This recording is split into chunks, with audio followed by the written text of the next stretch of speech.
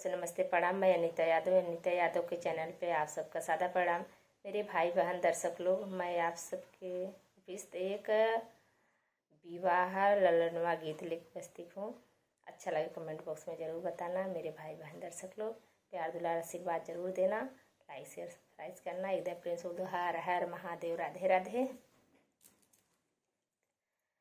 के न बोवावे रे लाली सरसैया, अरे लाली सरसैया, अरे के न बो रावै कड़ुआ तेल रे ललनवा, अरे के न पेरावै कड़ुआ तेल रे ललनवा, के न बोवावे रे लाली सरसैया, अरे लाली सरसैया, अरे के ना पेरावै कड़ुआ तेल रे ललनवा, अरे के ना पेरावै कड़ुआ तेल रे ललनवा।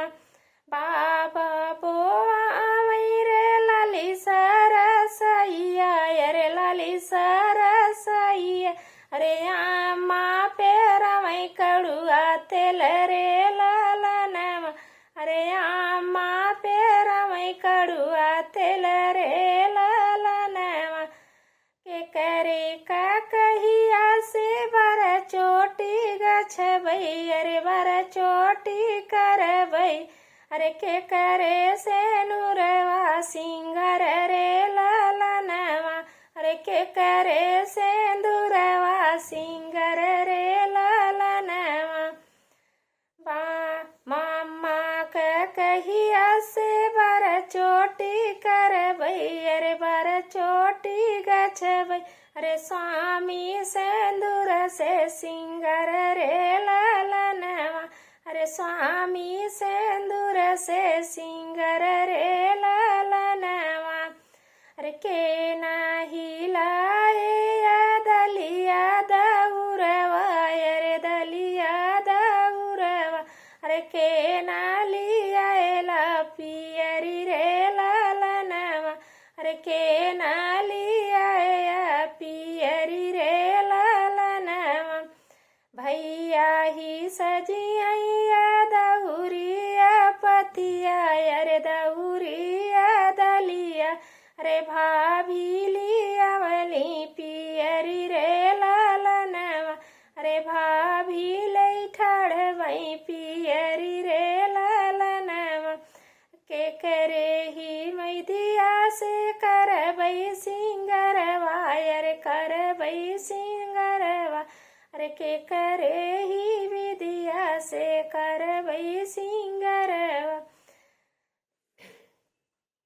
अरे के करे ही विदिया से करबै सिंगरवा। भाभी के पियरी से होए बियाहवा, अरे होए बियाहवा, अरे स्वामी विधि से सिंगर रे ललनवा, अरे स्वामी के विधिया सिंगर रे ललनवा, अरे स्वामी टिकुलिया सिंगर रे ललनवा।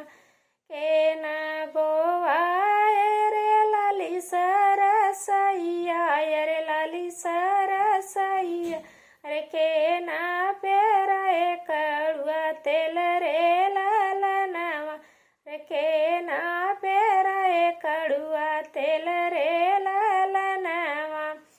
चाचा बोई है रे लाली सरसैया, अरे लाली सरसैया, अरे चाची पेराए कड़ुआ तेल रे ललनवा, अरे चाची पेराए कड़ुआ तेल रे ललनवा।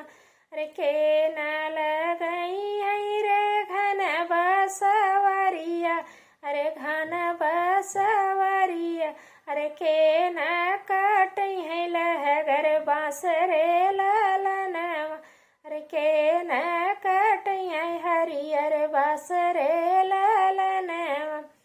आजा बाबा लगे घन बसवरिया, अरे घन बसवरिया, अरे भैया भतीजा काटई बाँस रे ललनवा। भैया भतीजा हरियर बाँस रे ललनवा के न पूरा रे चौका माड़ुआ रे चौका माड़ुआ अरे के न बैठे पीछे चौका रे ललनवा अरे के न बैठे पीछे चौका रे ललनवा नौनी पुरई है रे बीच माड़ुआ रे बीच माड़ुआ अरे नौनी बैठी है बीच माड़ुआ रे ललनवा अरे नौनी बैठी है बीच माड़ुआ रे ललनवा दूर ही देशवा से अवली बरतिया रो अवली बरतिया अरे होई तई बिहन ले पाराई रे ललनवा हो तई बिहन हुई पाराई रे ललनवा। सही बात मेरे भाई बहन दर्शक लोग, मेरा गला नहीं साफ है इसके लिए गला अच्छा राग नहीं है, अच्छा लगे कमेंट बॉक्स में।